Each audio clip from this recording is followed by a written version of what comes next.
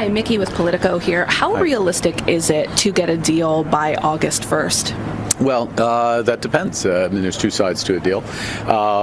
We will, obviously, we're working on behalf of Canadians, and we will agree a deal if there's one on the table that is in the best interest of Canadians, just as the United States will do in the look for the best interests of the U.S. There have been a series of discussions.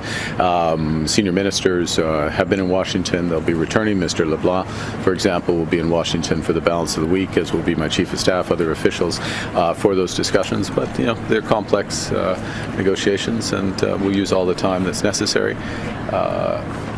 and agree something that's in the interests of Canadians, if that's available. Thank you. Rachel Aiello, CTV News. Can you elaborate on what that means to get a good deal for Canada? Tangibly, what does that include? And if we can't get there, will Canada retaliate? Well, the first thing is we're working positively for a deal. We'll take stock if there isn't one that works, but that depends on the overall circumstance. That's the first. The elements of what's positive, and let's start from the position of, really the longest standing and one of the largest trading relationships in the world between Canada and the United States, a relationship until recently that had been tariff-free, a relationship that has many integrated sectors, including the auto sector, the steel sector, the energy sector, and beyond. And so a good deal is something that preserves, reinforces, and stabilizes those relationships as much as possible. A good deal is also one that doesn't tie our hands in terms of other things that we can do so that we can pursue that positive agenda that we focus so much of our time on. And maybe just to go back to the start of your question, look, we have a lot to do in this country. We have a lot positive to do in this country, building this country in a way, building one Canadian economy. Our phone is ringing off the hook from other countries who want to do more with Canada. I've had over 80 bilaterals with world leaders since I became Prime Minister. A number of those premiers have been on major trade missions. We have other things to do, and so we're going to focus more and more of our time on those positive aspects going forward. Thank you. It's the process of the question was whether or not this could divide the country because we have different parts of the country proposing different projects, and maybe I went on too long, but in effect what I was saying was that no, actually it's the contrary. For the projects to be of interest, to be of national interest, it has to benefit multiple stakeholders, multiple provinces, advance our interests, advance the interests of Indigenous people, also move us towards our climate objectives. So I gave the example of an intertie project in the northwest corner of British Columbia, which has benefits for the Yukon, for the Northwest Territories, for Alberta, and actually unlocks critical minerals and other investments. So that's how you see the elements of unification. There's the port-to-port-to-port project that's been proposed by the four western provinces, including BC and the Territories, would be another example, and Wind West, which implicates, if I can put it that way, all of the Atlantic provinces. Okay.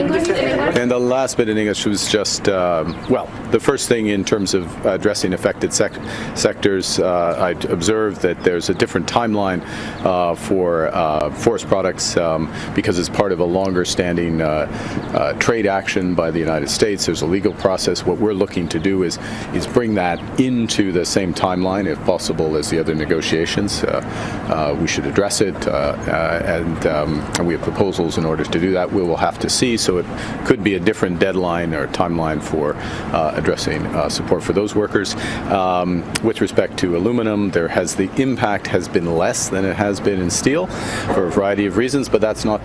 But it's still an impact, and for all these sectors, in effect, as we get to the start of the next month, we'll be taking stock and looking to provide support. All of which to say, when one looks, and these sectors are very much, they are affected. Differing degrees, but they are affected. It's understandable. These are very large tariffs. This is a very sharp change in our trading relationship. But when we look at them outside of those very important sectors: steel, aluminum, automobiles, forest products, prospectively copper, and pharmaceuticals. The effective tariff that faces most Canadian goods and services is very low. I just want to finish, if am I out of, to reemphasize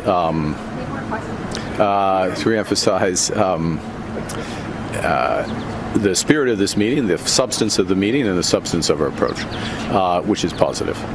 This is about building this country. We're getting more and more concrete about how we're going to do that, and it's about building other relationships.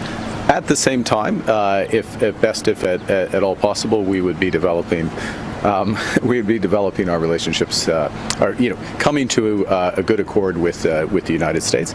But the importance is to build up. From the time you talked to President Trump. Just quickly, what happens if there's no deal on August 1st? We'll see. We're working to get the best deal for Canadians, and that's the focus now. I think what's absolutely clear is we have a lot to do in this country. We have a lot to do that's positive to build. That's becoming more concrete. Canadians are excited about that. Canadians are.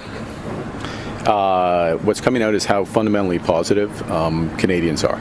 They want to build. They want to move forward. They don't want to dispute. And if there's challenges south of the border with that relationship, we'll focus on what we can do in this great country. And if you're looking for where to spend your vacation, Canadians are spending their vacations across this great land. And this is my last word. I will just give a short plug for the One Canada Pass, which means that it's important. Visiting our national parks, visiting our museums, bringing your children, and including bringing your children 18 and under via rail at these reduced prices or free.